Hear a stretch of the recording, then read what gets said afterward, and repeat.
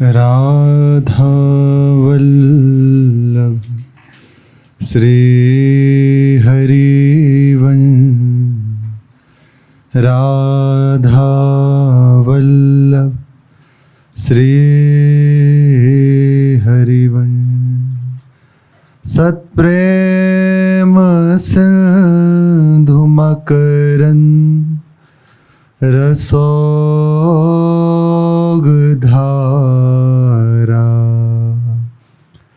सारा नज श्रमभिता स्रवदाश्रितेषु। श्री राधिके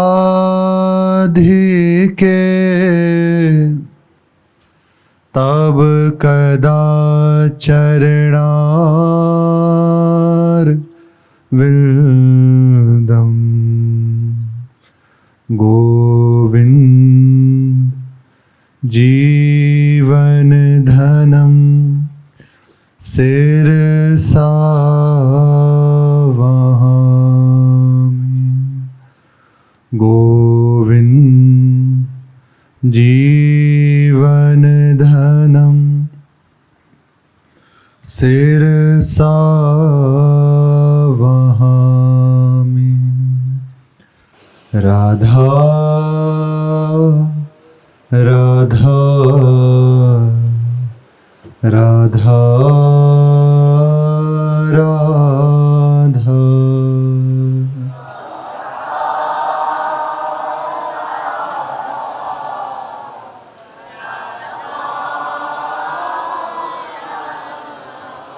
राधा। राधा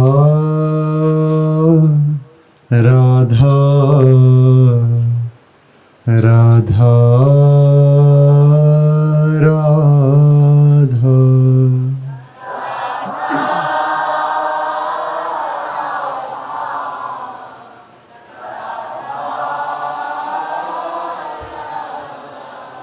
राधा राधा राधा राधा।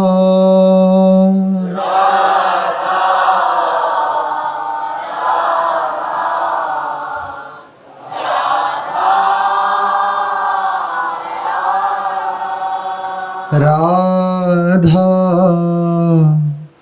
राधा राधा राधा।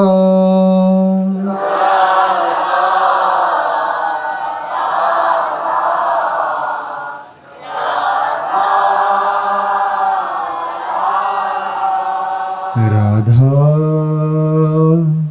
राधा राधा राधा।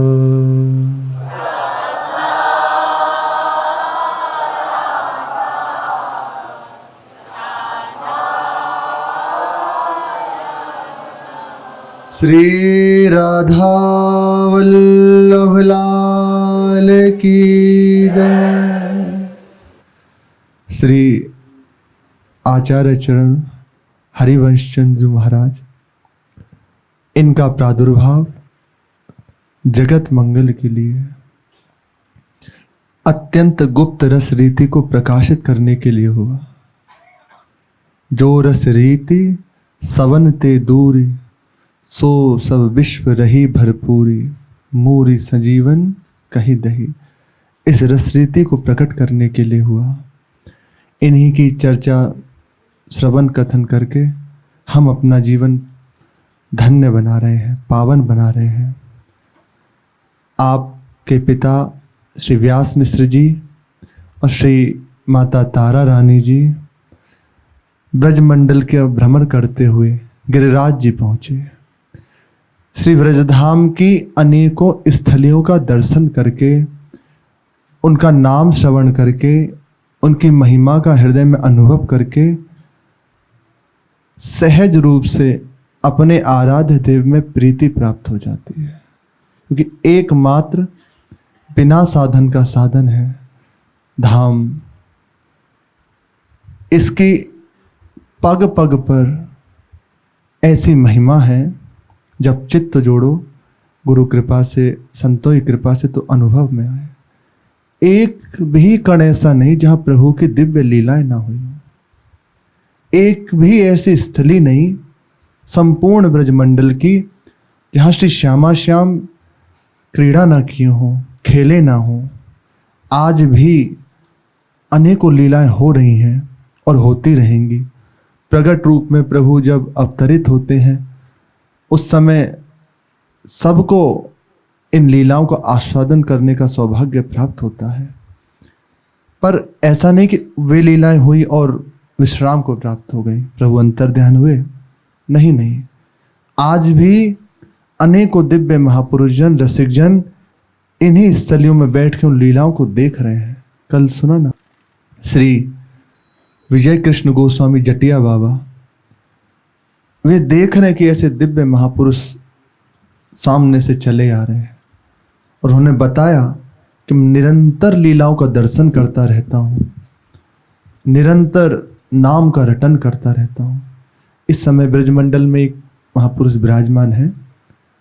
वे प्रातःकाल तो अपना सहज में ऐसी किसी एकांत स्थली में रह जाते जिस समय उनकी साधना अवस्था थी, और रात्रि के समय ब्रजमंडल का भ्रमण करते हुए यहाँ विचरण करते, भ्रमण करते। तो एक दिन देखा कि एक वृक्ष के नीचे श्वेत वस्त्र धारण हुए महापुरुष विराजमान हैं और माला से जप कर रहे हैं। देखने से उनका हृदय आकर्षित हो गया क्योंकि प्रभु की लीला में डूबे हुए हैं। साष्टांग प्रणाम किया, दिव्य कांति उनके श्रीअंगों से निकल रही है और बात करना चाहा। पूछा, महाराज आप कौन हैं? पर नाम में इतनी तल्लीनता कि ना उन्होंने नेत्र खोले ना कोई वार्ता की। थोड़ी देर वे महापुरुष बैठे और फिर वापस आ गए कि ऐसा ना हो कि हमारी वजह से इन्हें विक्षेप पहुंचे। फिर आप वापस आ गए। प्रातःकाल जब अपने गुरुदेव से मिले और रात्रि की घटना बताई तो कहा वे कोई और नहीं है, यही अपनी लीला संवरण कर चुके हैं, पर नाम में ऐसी प्रियता कि इस देह को नहीं छोड़ रहे। उनका जितने समय तक धराधाम पर विराजमान रहे, अब उन्होंने चिदानंदमय रूप से इसी धाम में निरंतर लीलाओं का चिंतन कर रहे हैं, धाम का अनुभव कर रहे हैं और निरंतर नाम का रटन कर रहे हैं। वे कोई और नहीं थे, सिद्ध महापुरुष थे, अव्यक्त महापुरुष थे जो तुम्हें दर्शन हुए। कहा, महाराज जी उन्होंने बात नहीं की? बोले हाँ। अभी कहा कि अभी आप थोड़ा और आगे बढ़िए,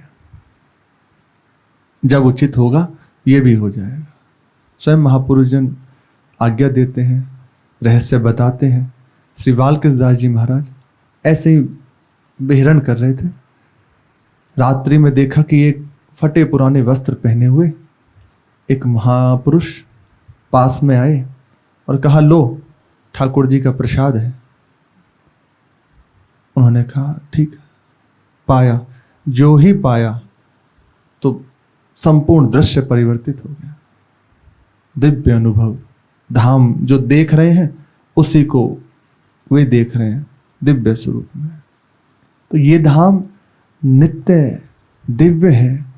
यहाँ जो लीलाएं हुई थी वे हम श्रवण कथन करके उनकी कृपा से जो लीलाएं हो रही हैं वहां पहुंचने का अधिकार प्राप्त कर लेते हैं। ये बड़े सौभाग्य से अपने को सुनने का अवसर मिला है। श्री 84 कोस ब्रजमंडल धाम की जय। श्री गिरिराज महाराज की जय। प्रसंग में सुना कि एक विप्र गोदावरी तट के विजय नाम के वे कर वसूलने के लिए मथुरा जी आए। वहां से जब वापस होने लगे तो श्री गिरिराज जी का मार्ग उन्होंने पकड़ा। मार्ग में श्री गिरिराज जी को देखकर अभी कोई महिमा का उन्हें अनुभव नहीं है, बस सहज में चित्त आकर्षित हुआ। गौर श्याम आभा से शिलाएं युक्त हैं उन्होंने ऐसे चलते चलते एक छोटी सी शिला उठाई और पास में रख ली, चले जा रहे हैं। जो ही ब्रजमंडल से बाहर हुए तो देखा कि एक भयंकर राक्षस सामने आ गया। अब अपने प्राण बचाने के लिए उसी शिला का उन्होंने उस राक्षस के ऊपर प्रहार किया। राक्षस को जो ही शिला का स्पर्श प्राप्त हुआ, तत्काल वे अपनी उस योनि को छोड़ के भगवत स्वरूप हो गया, प्रभु के सारूप पे मोक्ष को प्राप्त हो गया। सुंदर स्वरूप धारण किए हुए सामने प्रकट है। ये देखकर बड़ा आश्चर्य हुआ विप्र को।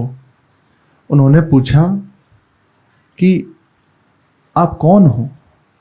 पहले आपका वह स्वरूप और अब आपका ये स्वरूप, और कृपा करके बताएं कि ये जो शिला थी इसकी आप महिमा गायन कर रहे हैं, ये क्या है?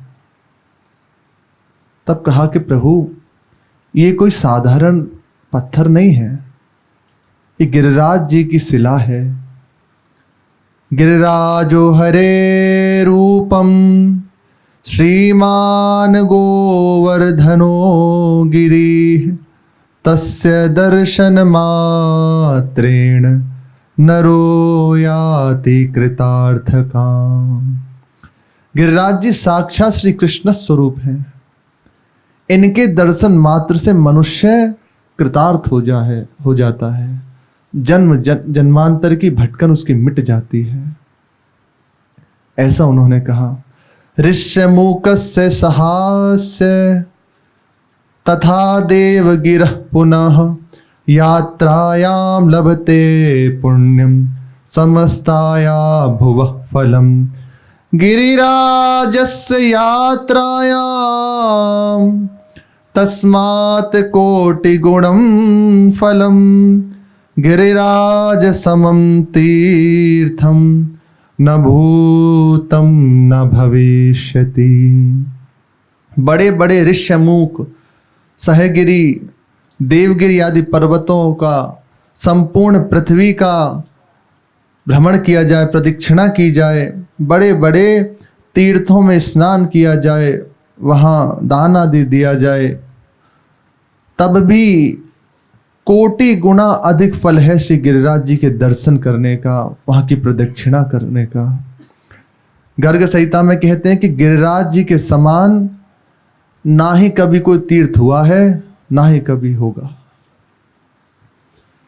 फिर उन्होंने कहा कि मैं आपके पूर्व जन्म का वृत्तांत जानना चाहता हूं। आप कौन थे? कैसे आपको ये योनि प्राप्त हुई? तो ये बहुत प्रसंग मार्मिक है, थोड़ा ध्यान से श्रवण करें। तो वे जो राक्षस स्वरूप त्याग कर देव स्वरूप धारण किया, वे बोले कि मैं पूर्व जन्म में एक धनी वैश्य था। जुआ धन तो था ही, जुआ खेलना, मदिरा पान करना, ये व्यसन मुझे लग गया। इतना बढ़ गया कि मेरी आगे की रति हो गई, वैश्यागमन करने लगा। देखो, एक ही जन्म मिला है, अब चाहे जिधर इसे गंवा दो, एक ही है। इसका परिणाम बड़ा भयंकर है, जब ये बताएंगे। अंत में वैश्यागामी बन गया, बस अब उतर गया दुर्भाग्य की ओर पूरी तरह। माता पिता को विष देकर मार दिया, अपने पत्नी को तलवार से काट दिया। देखो, थोड़ा सा कुसंग, पूरा जीवन बर्बाद हो गया। एक व्यसन, और ये संग से प्राप्त होता है। जैसा संग वैसा रंग।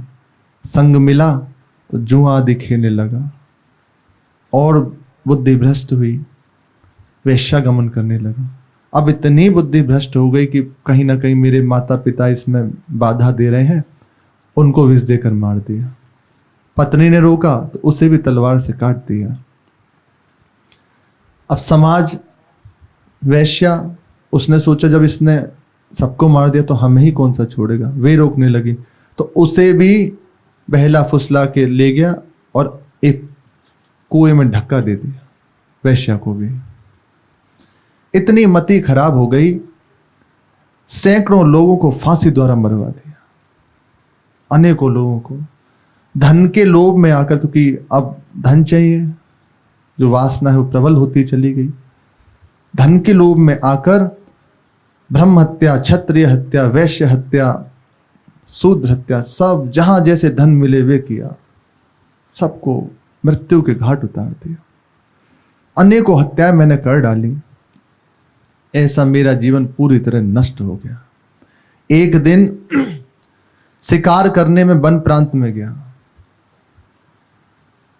शिकार के लिए खड़ा ही था कि एक काले सर्प ने आकर मुझे डस लिया और मेरे शरीर को अंत हो गया, नाश हो गया शरीर का। जो ही शरीर छूटा, तत्काल देखा भयानक यमदूत सामने खड़े हैं। अब उसका परिणाम, एक जन्म देखो बिगड़ गया तो भयंकर यमदूत मुझ अत्यंत पातकी को एक मनवंतर तक, एक मनवंतर 71 चतुर्युगी, एक चतुर्युगी सतयुग, त्रेता, द्वापर और कलयुग, 4,32,000 वर्ष का कलयुग है। इससे दुगना द्वापर, इससे दुगना त्रेता और इससे दुगना सतयुग। अब लगा लीजिए हिसाब, ऐसे लगता है 40 से 50 लाख वर्ष पूरे होते हैं। ये एक चतुर्युगी, ऐसे 71 चतुर्युगी होती हैं एक मनवंतर की। तो एक मनवंतर तक कुंभी पाक नरक में डाला। एक भयानक एक कुंड होता है, उसमें फेंक दिया गया। एक मनवंतर तक उसमें पकाया गया। वहां से निकाल के एक कल्प तक तप्त सूर्मी नरक की यातनाओं को मैंने भोगा। एक कल्प ये हुआ 71 चतुर्युगी का एक मनवंतर, और ऐसे 14 मनवंतर जब बीत जाते हैं तो एक कल्प होता है। कितना हो गया विचार कर लो। ब्रह्मा जी का एक दिन, एक कल्प, ब्रह्मा जी का एक दिन, प्रातःकाल से संध्या तक, ऐसी उनकी एक कल्प की रात होती है। एक कल्प तक तप्त सूर्मी नरक की यातनाओं को भोगा। उसके बाद 84 लाख योनियों में प्रत्येक योनि में एक एक वर्ष तक कष्ट पाता रहा। अनेकों योनियां हैं, अनेकों प्रकार की योनियां हैं। उसके बाद भारतवर्ष में मुझे सूकर योनि में जन्म मिला। फिर 100 बार व्याघ्र बना, 100 जन्म उसे व्याघ्र के मिले।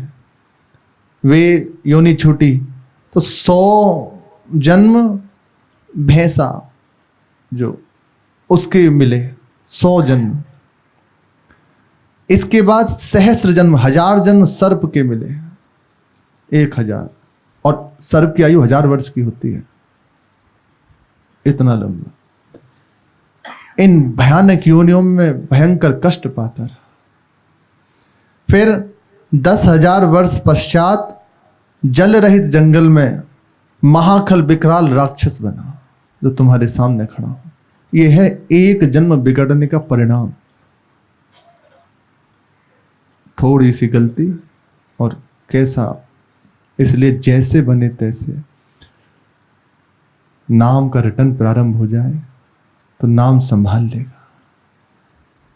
बचने के लिए ही शुरू हो जाए कि हमारी दुर्गति ना हो, इसीलिए कर लें। भगवत साक्षात्कार हो, सुख मिले, वो अलग की बात है। कि हमसे जो गलती हो गई है उनसे बचने के लिए प्रभु की शरण में हो जाए। इसी जन्म में जाने कितने जन्मों की गलतियां हैं। ये जो रोग आदि होते हैं ना, ये सब उसका परिणाम है। जो हमें कष्ट दिया जाता है, प्रतिकूलताएं मिलती हैं, सब उसका परिणाम है। ना कि कोई व्यर्थ में हमें एक मच्छर भी काट रहा है, एक चींटी भी काट रही है ना, तो कर्म का परिणाम है। आपको वो कर्म है जो आपको दंडित कर रहा है। शरणागत जो ही होता है जीव, सकल शुभ अशुभ कर्म नष्ट कर दिए जाते हैं। शरण निरापक पद रमित, सकल अशुभ शुभ सब नष्ट कर देते हैं। और देत सहज निश्चल भक्ति, जय जय श्री हरि, निश्चल भक्ति की प्राप्ति हो जाती है। कहा शूद्र रूप से ब्रज में जाने का दुष्प्रयास किया मैंने, लेकिन प्रभु के पार्षदों ने मुझे मार मार के भगा दिया, बाहर कर दिया। ये दिव्य पार्षद यहां लगे हुए हैं, ऐसे ही कोई प्रवेश नहीं कर सकती। जंगल में मैं भटक रहा हूं तभी से, भूखा प्यासा, भयानक कष्ट पाता हुआ। आज तुमको देखकर मुझे लगा कि तुम्हें खाकर अपनी भूख मिटाऊंगा, लेकिन ज्यों ही तुमने जो गिरिराज जी की शिला का स्पर्श दिया, तत्काल मेरा उद्धार हो गया।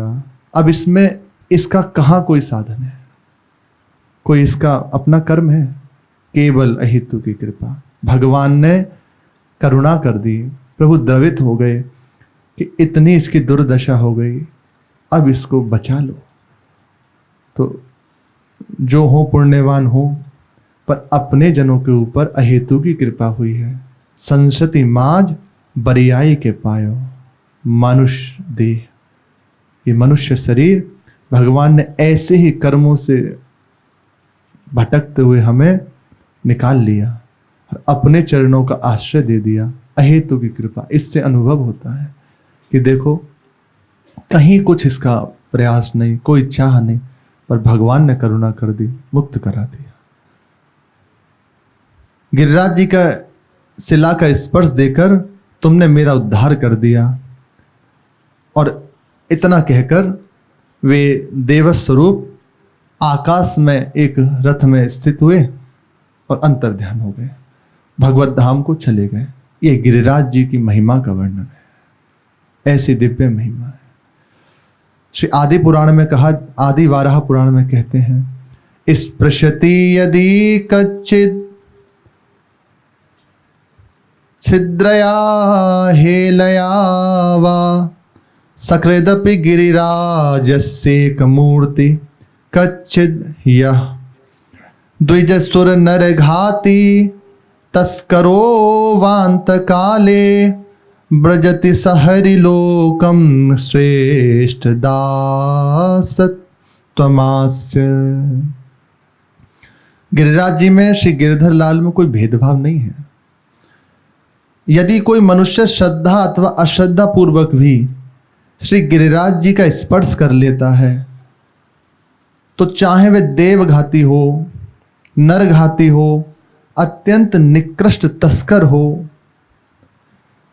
तो भी उसे सीधा प्रभु के नित्य धाम की प्राप्ति हो जाती है। ये है, दिव्य महिमा से युक्त हैं श्री गिरिराज जी महाराज। आज भी प्रकट रूप में विराजमान है, हम सबके दृष्टिगोचर हो रहे हैं। इसके स्पर्श मात्र से कृष्ण लोक की प्राप्ति हो जाती है। गिरिराज जी को प्रेमी जनों ने, ये हो गई, कोई भी सहज रूप से इसकी प्राप्ति कर सकता है। और यहाँ नित्य प्रेमियों का वास है। उन प्रेमी जनों ने, रसिक जनों ने इन्हें प्रिया प्रीतम की प्रीति स्वरूप माना है। हमारे आचार्य चरण भी कह रहे हैं, तेरो ही ध्यान राधिका प्यारी, गोवर्धन धर लाल ही, कनक लतासी क्यों न विराजत अरुझी श्याम, तमाल ही तेरो ही ध्यान राधिका प्यारी, गोवर्धन धर लाल ही। महाप्रभु कह रहे हैं, आप ही का ध्यान गोवर्धनधारी श्री लालजू महाराज कर रहे हैं। यहां से आगे बढ़े तो श्री मानसी गंगा परिक्रमा के कई वो हैं स्वरूप। जैसे एक राधा कुंड से प्रारंभ होती है, एक ये मानसी गंगा से आगे प्रणाम करके मुखारविंद जब निकल जाते वहां से प्रारंभ होती है। तो प्रायजन वहीं से प्रारंभ की जाती है परिक्रमा। तो यहाँ मानसी गंगा का प्रणाम करते, उनकी महिमा वर्णन करते हुए कह रहे हैं, गंगे दुग्धमये देवी भगवन मानसोद्भवे, नमः कैवल्य रूपाढ्ये मुक्ति दे मुक्ति भागिन। दुग्धमय स्वरूप है श्री मानसी गंगा जी का। आज भी अधिकारी जन अपने नेत्रों से इसका दर्शन करते हैं, जिन पर प्रभु की कृपा होती है, जो पात्र जन है, इन्हीं नेत्रों से उन्हें गोचर होता है। स्नानात्वा मानस गंगायाम दृष्ट्वा गोवर्धने पापांस पिना तिष्ठति। भगवान के मानस प्रादुर्भूत श्री भगवान की मन से प्रकट हुई है श्री गंगा जी हैं, इसलिए मानसी गंगा कहा जाता है। मानसी गंगा में स्नान करके श्री हरिदेव जी के मनोहर दर्शन करके, हरिदेव ठाकुर वहाँ विराजमान हैं, और गिरिराज जी की परिक्रमा करने के बाद पाप का अंश भी नहीं रह जाता।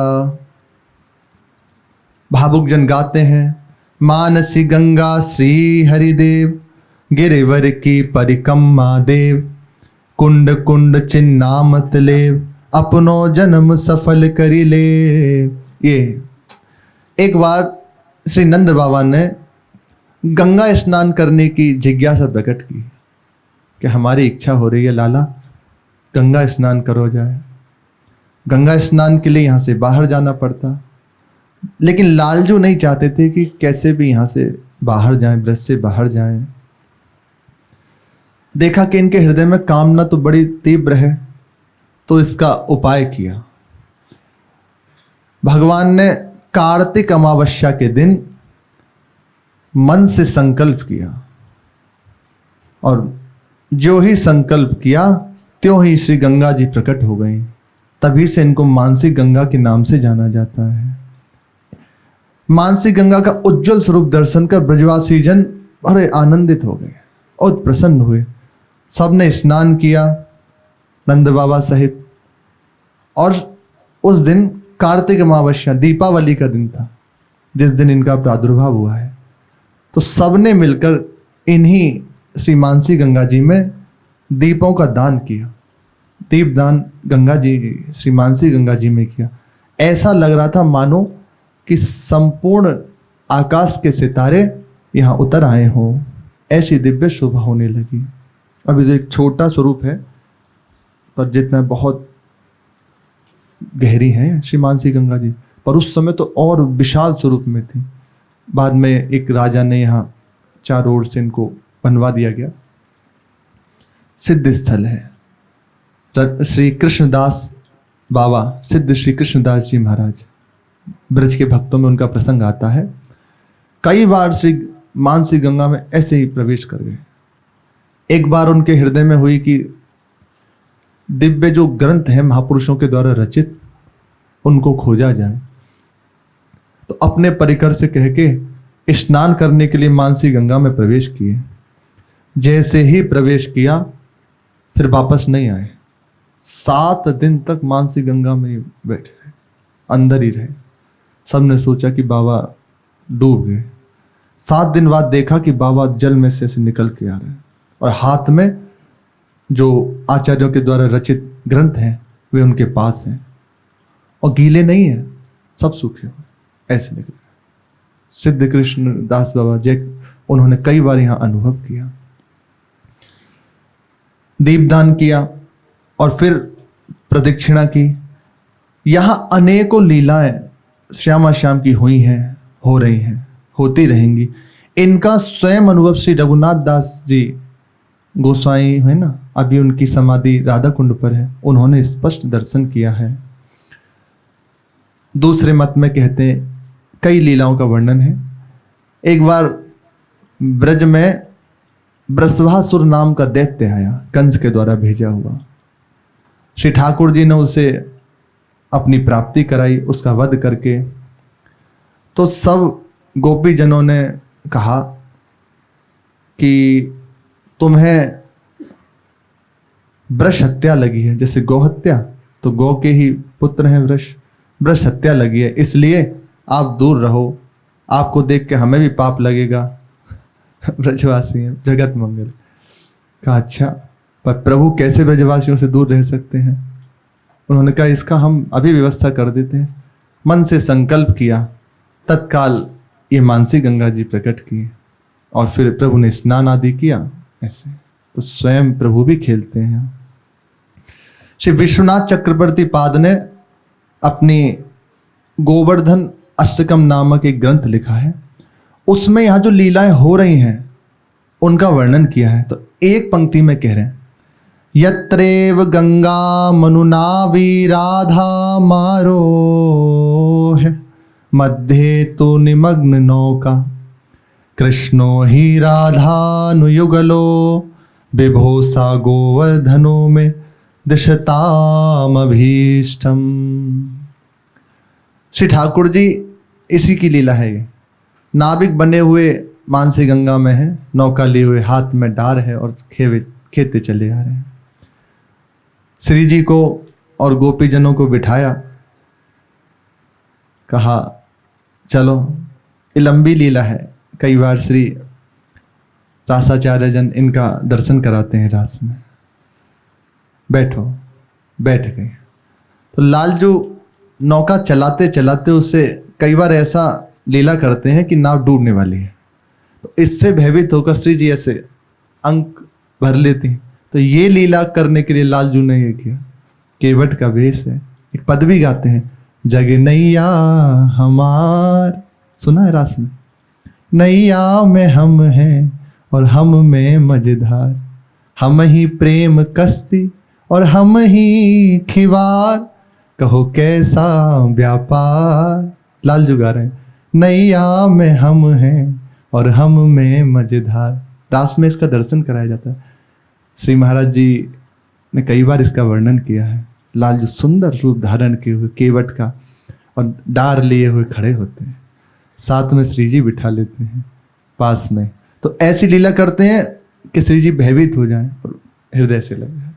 ये लीला का वर्णन है। आषाढ़ पूर्णिमा का यहाँ बहुत महत्व है। इस दिन कई महापुरुषों का जन्मोत्सव आदि माना जाता है। इसी दिन गुरु पूर्णिमा मनाई जाती है और मुड़िया पोनो ब्रज में प्रसिद्ध है, उसकी परिक्रमा भी यहीं होती है। श्री व्यास देव का प्रादुर्भाव भी भगवान व्यास का इसी दिन हुआ था। श्री सनातन जी का तिरोभाव दिवस भी इसी को मनाया जाता है और आज भी उनके परिकर के जन एक रथ में श्री सनातन जी रूप जी को और महाप्रभु चैतन्य देव को विराजमान करके परिक्रमा करते हैं, सुंदर कीर्तन करते हुए, महामंत्र का कीर्तन करते हुए धाम की प्रदक्षिणा करते हैं। श्री वल्लभ संप्रदाय के अष्टछाप महाकवियों में श्री नंददास जी ने भी यहीं समीप रहकर भजन किया, इसलिए ये पूर्णिमा विशेष मानी जाती है। इसके बाद दर्शन करते हुए यहाँ बताया है कि इसी के निकट में अनेकों दर्शनीय स्थल हैं। मानसी गंगा के पूर्व में श्री गिरिराज मुखारविंद, प्राचीन श्री लक्ष्मी नारायण मंदिर, श्री किशोरी श्याम जी का मंदिर, श्री गिरिराज मंदिर, श्रीमन महाप्रभु जी की बैठक और श्री श्यामा श्याम का मंदिर। मानसी गंगा के पश्चिम में श्री गिरिराज महाराज, साक्षी गोपाल जी, श्री विश्वकर्मा जी और श्री श्यामा श्याम का मंदिर है। मानसी गंगा जी के उत्तर दिशा में श्री राधा वल्लभ जी का मंदिर है, श्री नरसिंह देव जी का, श्री श्याम सुंदर जी, श्री बिहारी जी, श्री लक्ष्मी नारायण जी, श्री श्रीनाथ जी, श्री नंद बाबा मंदिर, श्री राधा रमण जी का मंदिर, अद्वैत दास बाबा जी की भजन कुटी यही है। श्री राधा गोविंद जी भागवत भवन, श्री चकलेश्वर महादेव, श्रीमन महाप्रभु मंदिर, रास कुंड, झूलन क्रीड़ा स्थान, सिद्ध श्री हनुमान जी का मंदिर और दक्षिण में हरिदेव मंदिर, श्री ब्रह्म कुंड, श्री मनसा देवी, श्री गोरे दाव जी, श्री गंधेश्वर महादेव और यमुना जी, श्री बिहारी जी आदि विराजमान हैं। यहाँ अनेकों दिव्य लीलाएं हैं। एक लीला का वर्णन करते हुए कह रहे हैं, दास्य, सख्य, वात्सल्य, श्रृंगार आदि की अनेकों लीलाएं यहाँ हुई हैं, आज भी हो रही हैं। तो एक लीला का हम श्रवण करते हैं, छोटी सी लीला है। गौचारण के लिए लालजू और उनके सखा पहुंचे गिरिराज जी में और सब गोप सखाओं को जब समय हुआ तो भूख लगने लगी। छाक अभी तक आई नहीं थी। तो मधु मंगल जी ने कही, रे कन्हैया अब तो सूर्य भी सीधो है गयो पर छाक ना आई, ये भूख बार बार में मोदकन की याद दिलाई रही है, तू कछु व्यवस्था कर, अब तो कछु करना पड़ेगो। तो एक अंशु नाम का छोटे सखा थे, उन्होंने कहा हाँ भैया मेरो पेट भी पिचक कर कमर से चिपक गयो है छोटे से सखा बोला मेरो पेट भूख के मारे चिपक के पेट से लग गयो है।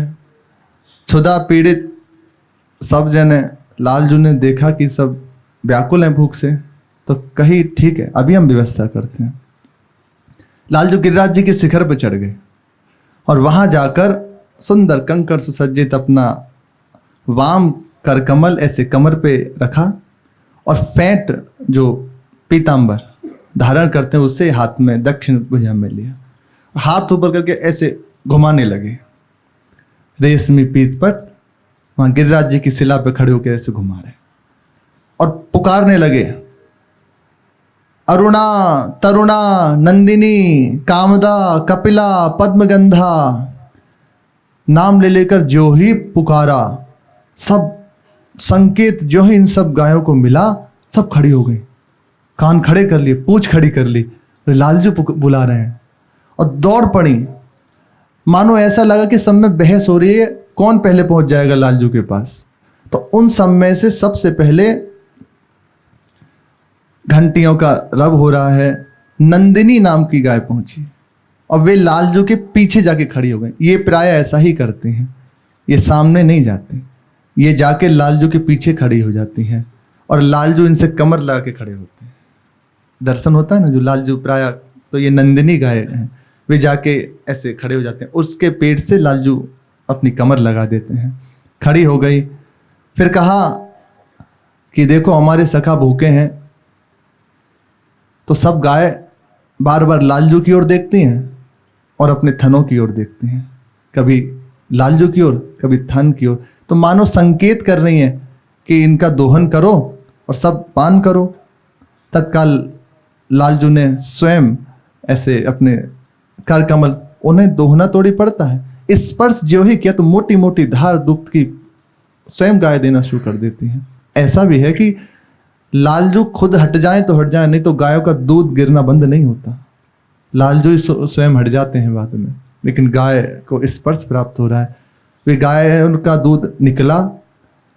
लालजू ने अपने सखाओं को बुलाया कि आओ देखो ये दूध तैयार है, भद्र स्टोक आदि सखाओ आओ, अब इसको मथो और घैया निकालो। कच्चे दूध को मथ के जो निकलता है उसको घैया बोलते हैं, निकालो। तो सब सखाओं ने ऐसा ही किया, उसे मथा और घैया निकाली और पान करने लगे। ऐसे अनेकों लीलाएं हो रही हैं और अनेकों श्रृंगारिक लीलाएं, प्रिया प्रीतम की मधुर लीलाएं हो रही हैं। इससे भी सुना ना, तेरो ही ध्यान राधिका प्यारी, गोवर्धन धर लाल ही। पूर्ण में कह रहे जैसे हित हरिवंश, उचित हो चाहत श्याम कंठ की माल है। आप परस्पर मिले रहें, खेलते रहें, यही हमारी चाह। अनेकों रसिकों ने यहाँ लीलाओं का दर्शन किया है और इनका अनुभव आज भी हो रहा है। श्री गिरिराज महाराज की जय। शेष चर्चा श्री राधा वल्लभ लाल की।